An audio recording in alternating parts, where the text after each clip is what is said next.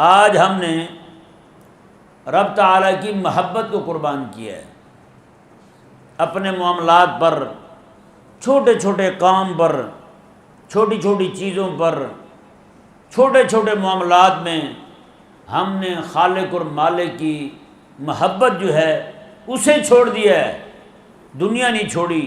دنیا دار ہیں جو ایک بندہ بندے کے ساتھ بے وفائی کو معاف نہیں کرتا، وہ تو پھر خالق اور مالک ہے یار، ہیں؟ اللہ تعالیٰ میں ولم ازکی ہی ولم ارحم ہو، نہ تو میں پاک کروں گا ایسے بندے کو جو محبت کے معاملے میں بے وفائی کرنے والا ہو، اور وہ بے وفائی بھی رب تعالیٰ کے ساتھ کرے، اور اللہ فرماتا ہے نہ اس پر میں رحم کروں گا۔ رب کو یاد کرنے کے لیے کیا قائم کرنا ہے؟ نماز کو قائم کرنا ہے۔ رب فرماتا ہے جو بندہ مجھے یاد کرنا چاہتا ہے وہ قرآن پاک پڑھنا شروع کر دے، جو مجھے یاد کرنا چاہتا ہے قرآن پاک کی تفہیم شروع کر دے، قرآن پاک کی فہم لینا شروع کر دے، قرآن پاک کو پڑھنا شروع کر دے، قرآن پاک کا درس لینا شروع کر دے۔ یہ بزرگ فرماتے ہیں کہ بندہ مدینہ شریف جائے نا، وہاں تب تک رہے جب تک دل جو ہے اس کی طرف کھنچتا رہے۔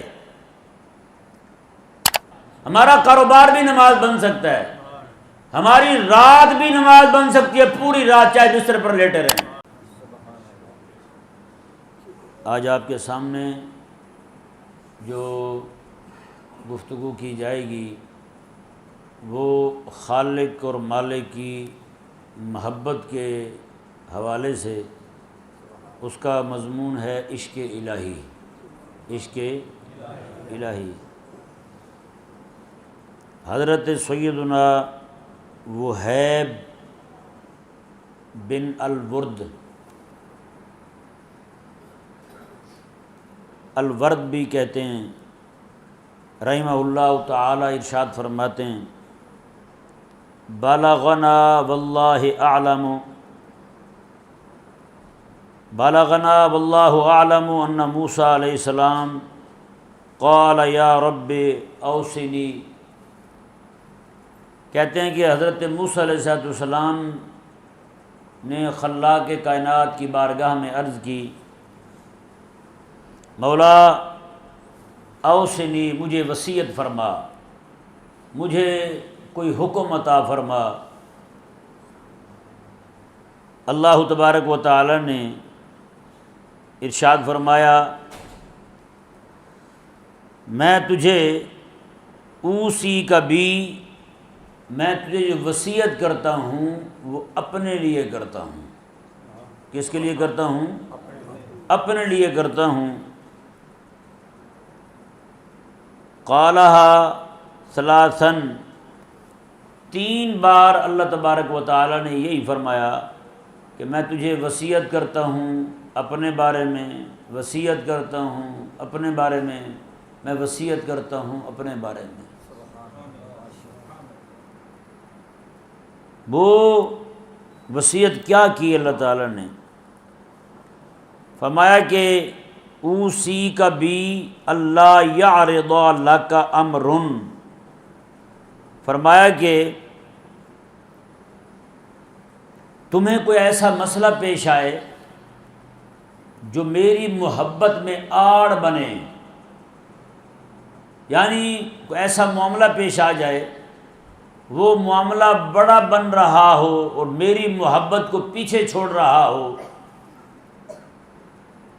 اللہ تبارک و تعالی نے فرمایا الا اثرت فی محبتی علی ما سواہا، میری محبت پر تم نے ہر شے کو قربان کر دینا ہے، میری محبت پر ہر شے کو قربان کر دینا ہے، نہ کہ رب کی محبت کو باقی چیزوں پر قربان کرنا ہے۔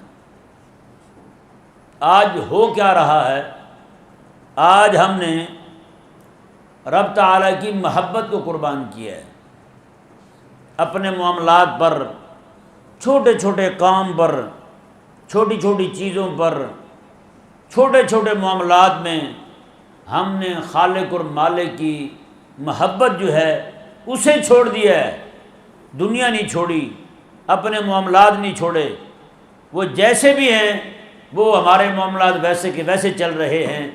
ہم قدم اٹھانے سے پہلے اللہ تعالیٰ کی محبت کو چھوڑنے پہ تیار ہو جاتے ہیں۔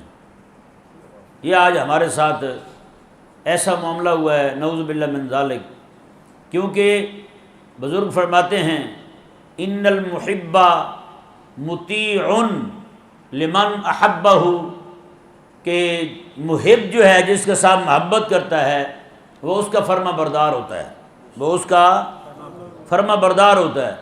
یہاں ہم کسی کو یہ کہتے ہیں نا یار تو یاد نہیں کرتا ہمیں، تو ہمیں یاد نہیں کرتا۔ اب یاد کرنے کی بھی کئی سارے طریقے ہیں، بندہ فون کر لے، ملنے کے لیے چلا جائے، کوئی شے بھیج دے اسے، ہیں۔ رب تبارک و تعالیٰ نے بھی اپنے آپ کو یاد کرنے کے، یعنی کہ مومن کیسے یاد کریں، اس کے لیے کئی ساری چیزیں مقرر کی ہوئی ہیں رب نے۔ اللہ تعالیٰ نے قرآن کریم میں ارشاد فرمایا اقم الصلاۃ لذکری، میں کہ تم نماز کو قائم کرو مجھے یاد کرتے ہوئے۔ رب کو یاد کرنے کے لیے کیا قائم کرنا ہے؟ نماز کو قائم کرنا ہے۔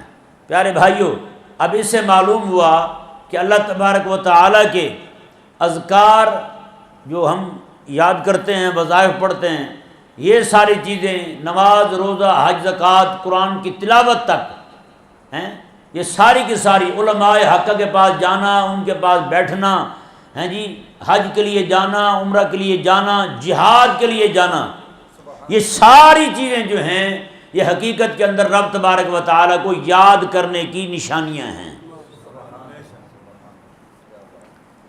جی، یہ نماز بھی کیا ہے؟ اللہ تعالیٰ کا ذکر ہے، اللہ کو یاد کرنے کا ایک طریقہ ہے۔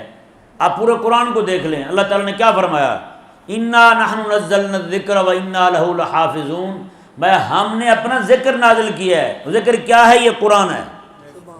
قرآن کیا ہے؟ رب کا ذکر ہے، اور ذکر کہتے ہیں یادگاری کو، یاد کرنے کو کہتے ہیں۔ یعنی رب فرماتا ہے جو بندہ مجھے یاد کرنا چاہتا ہے وہ قرآن پاک پڑھنا شروع کر دے، جو مجھے یاد کرنا چاہتا ہے قرآن پاک کی تفہیم شروع کر دے، قرآن پاک کی فہم لینا شروع کر دے، قرآن پاک کو پڑھنا شروع کر دے، قرآن پاک کا درس لینا شروع کر دے۔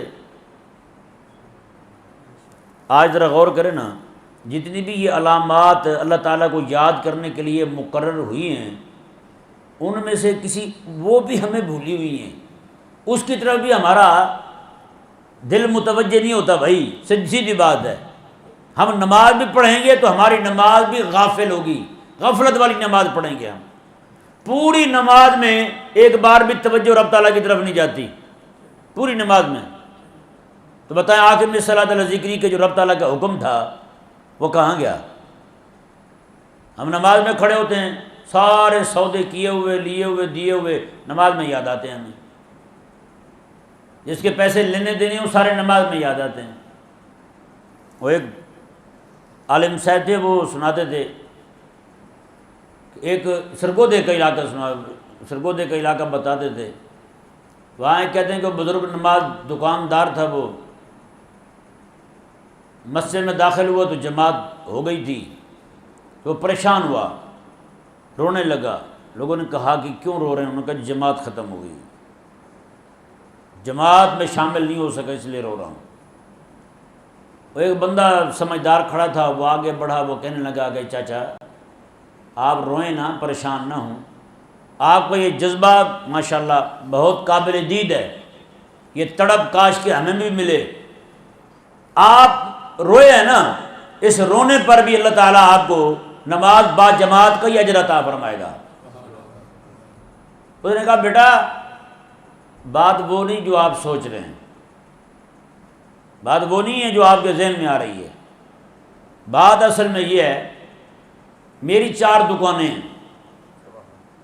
امام کے پیچھے کھڑا ہوتا ہوں تو ہر رکعت میں ہر دکان کے جو سودے دیے ہوتے ہیں سارے ذہن میں آ جاتے ہیں کس کس کو ادھار دیا ہوا ہے، تو 4 دکانوں کو پورا حساب کر لیتا ہوں میں، چونکہ امام پڑھتا رہتا ہے، میں پیچھے اپنا حساب کرتا رہتا ہوں۔ اب معاملہ یہ ہے کہ میں نماز میں کھڑا ہوں گا تو مجھے خود پڑھنا پڑے گا، جب خود پڑھوں گا تو میں پھر حساب نہیں کر پاؤں گا، ہیں بتائیں نا، ہماری نمازوں کو تو حال یہ ہے۔ نماز ہم نے قائم کرنی تھی رب کو یاد کرنے کے لیے. ہم نماز بھی پڑھ رہے ہیں تو ہمارا ذہن جو ہے، ہماری توجہ ہمارے کاروبار کی طرف ہے، کام کی طرف ہے. اسی لیے بزرگ فرماتے ہیں کہ بندہ مدینہ شریف جائے نا، وہاں تب تک رہے جب تک دل جو ہے اس کی طرف کھنچتا رہے.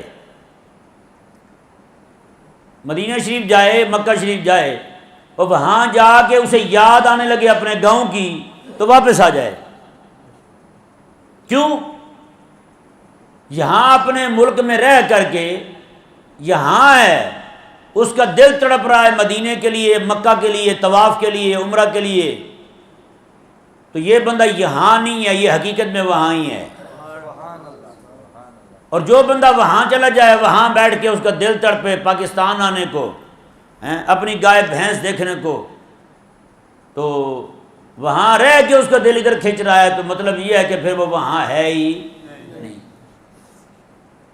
ہم اپنے کاروبار کو بھی نماز بنا سکتے ہیں، سچی بات ہے. ہمارا کاروبار بھی نماز بن سکتا ہے، ہماری رات بھی نماز بن سکتی ہے، پوری رات چاہے بستر پر لیٹے رہیں. کاروبار کر رہے ہیں، دل انتظار میں ہے کب اذان ہو تو نماز پڑھنے جائیں. دکان پہ بیٹھے ہوئے ہیں، دل انتظار میں ہے کب وقت ہو تو نماز پڑھنے جائیں. دکان میں بیٹھے ہوئے ہیں، پہلے وضو کر لیں آپ، گھنٹہ پہلے وضو کر کے آپ بیٹھ جائیں، اسی وقت سے آپ کا جو ہے نا وہ نماز کا معاملہ لکھا جانا شروع ہو جائے گا. میرے حبیب کریم علیہ السلام ارشاد فرماتے ہیں بندہ مومن جو ہے جب تک نماز کے انتظار میں رہتا ہے وہ حقیقتاً نماز میں ہی رہتا ہے. ایک بزرگ تھے، بہت بڑے عالم تھے، بہت بڑے فقیہ تھے. مکہ مکرمہ میں ہم اکٹھے تھے تو فقہا نے لکھا ہے مسئلہ ناخن تراشنے کا. کچھ لکھتے ہیں کہ جمعہ سے پہلے کاٹے جائیں، کچھ کہتے ہیں جمعہ کے بعد کاٹے جائیں. تو ان کو میں نے دیکھا وہ جمعرات کو کاٹ رہے تھے. میں نے ان سے وہی مسئلہ پوچھ لیا، جناب یہ تو فرمائیں، یہ جو ایک طرف حدیث پاک ہے جمعے سے پہلے کاٹنے والی، جمعہ سے ناخن پہلے کاٹنا، بال وغیرہ بنوا لینا، یہ حدیث پاک ہے. اور کچھ فقہا یہ قول نقل کرتے ہیں کہ جمعہ کے بعد کاٹے جائیں. یہ ذہن میں میرے ہے کہ بھی جمعہ تیاری تو کرنی ہے جمعہ کی، تو تیاری جمعہ سے پہلے ہونی چاہیے، بعد میں کیوں؟ اصل میں فقہا جو ہیں اس کو عید قربان کے ساتھ مشابہت دیتے ہوئے کہتے ہیں، جیسے قربانی والی عید جو ہے اس میں ناخن کاٹنا، بال تراشنا عید سے پہلے ہوتا ہے بعد میں ہوتا ہے؟ بولو، بعد میں ہوتا ہے. اسی طرح یہ جمعہ جو ہے یہ بھی عید ہے، تو اس میں بھی عید پڑھ کے بندہ کاٹے. تو میں نے ان سے پوچھا، میں نے کہا حضرت ان دونوں میں کو ذرا فرق واضح کر دیں. وہ کہنے لگے کہ اصل میں معاملہ یہ ہے، میں تو جمعرات کو ہی کاٹ لیتا ہوں اور جمعرات کو ہی تیاری شروع کر دیتا ہوں، تھوڑی تھوڑی تیاری کرتا رہتا ہوں. جمعرات کو ہی میں اپنے کپڑے جو ہیں وہ سیدھے کر دیتا ہوں، نکال کے باہر رکھ دیتا ہوں کہ یہ میں نے جمعے والے دن پہننے ہیں. تیاری اسی وقت سے شروع کر دیتا ہوں، جمعہ چاہے ایک دن بعد ہی کیوں نہ ہو، میرے لیے ثواب اللہ تعالیٰ کے فرشتے اسی وقت جمعے کا لکھنا شروع کر دیتے ہیں. جنت میں ٹہل رہا ہے. اس گھر والوں سے پوچھا کہ کون سا ایسا نیک عمل تھا کہ اس کو اللہ تعالیٰ نے جنت عطا فرما دی اور جنت میں ٹہل رہا ہے. ان کے گھر والوں نے بتایا کہ یہ نماز کا اتنا پابند تھا، جیسے ہی اذان کے لیے مؤذن کے منہ سے لفظ اللہ کا حمزہ نکلتا نا، اس نے ہتھوڑا اوپر اٹھایا ہوتا تھا، کبھی نیچے نہیں ٹھوکتا تھا لوہے کو، یہ وہیں پیچھے پھینک دیتا تھا. اب میرے رب کا حکم آ گیا، میں عمل کرنے کے لیے وہاں جا رہا ہوں. یاد تو یہ ہے ابھی رب کی. میں بتایا نا آج ہم کو کر رہے ہوں کام تو کوئی یاد آ جائے تو وہیں بیٹھ جاتے ہیں، اٹھتے بھی نہیں ہے، کوئی ارد گرد کیا ہو رہا ہے کوئی ذہن میں بھی نہیں ہوتا. لیکن قربان جائیں جس کو رب کی یاد آتی ہو، پھر ایسے آتی ہو، کہا کہ ہتھوڑا اوپر لے جاتا تھا، پیچھے پھینک دیتا تھا اذان ہونے پر، یہ اس طرح اٹھانے لگتا تھا وہیں چھوڑ دیتا تھا. یہ نہیں کہ ایک ہتھوڑا اور ٹھوک لوں میں. تو اللہ تعالیٰ کے ہاں اجر بھی نہیں لوگوں کا ہے بھائی، ہیں جنہوں نے اپنی نمازوں کو، عبادات کو اللہ تبارک و تعالیٰ کی یاد کا ذریعہ بنایا ہے. اللہ اکبر کبیرہ. تو یہ فرمایا اللہ تبارک و تعالیٰ نے، فرمایا کہ اگر فمن لم یفعل ذالک، اگر ایسا نہ کیا، جس بندے نے ایسا نہ کیا کہ میری محبت کو باقی ساری چیزوں پر ترجیح نہ دی، میری محبت پر باقی ساری چیزوں کو قربان نہ کیا، تو اللہ تعالیٰ نے فرمایا کہ لم ازکہ ولم ارحم ہو، قیامت والے دن نہ تو میں اسے کبھی پاک کروں گا نہ اس پر میں رحم فرماؤں گا۔ وجہ کیا ہے؟ سنیں ذرا غور کے ساتھ کہ گناہ گار ہونا اور بات ہے، محبت میں بے وفائی ہونا اور بات ہے۔ اس بندے نے رب تعالیٰ کے ساتھ محبت میں بے وفائی والا معاملہ کیا ہے، تو اللہ تعالیٰ کے ساتھ محبت اور اس میں بے پرواہی کی اس نے، اس میں بے وفائی کی اس نے۔ یہاں کہتے ہیں لوگ کہ سارے گناہ معاف ہو جائیں گے، لیکن ہم جو ہے وہ بے وفائی والا معاملہ معاف نہیں کریں گے۔ جو کھایا پیا وہ معاف ہے، ساری باتیں معاف ہیں، بے وفائی معاف نہیں ہے۔ تو بھائی یہ تو دنیا دار ہیں، جو ایک بندہ بندے کے ساتھ بے وفائی کو معاف نہیں کرتا، وہ تو پھر خالق اور مالک ہے یار، ہیں؟ اللہ تعالیٰ میں ولم ازکہ ولم ارحم ہو، نہ تو میں پاک کروں گا ایسے بندے کو جو محبت کے معاملے میں بے وفائی کرنے والا ہو، اور وہ بے وفائی بھی رب تعالیٰ کے ساتھ کرے، اور اللہ فرماتا ہے نہ اس پر میں رحم کروں گا۔ یہ ذہن میں رہے، جس کے بارے میں اللہ یہ فرمائے میں اس پر رحم نہیں کروں گا، وہ بندہ دائمی طور پہ جہنم رہے گا، وہ جنت نہیں جا سکتا۔ اللہ تبارک و تعالی ہم سب کو اپنی سچی محبت نصیب فرمائے۔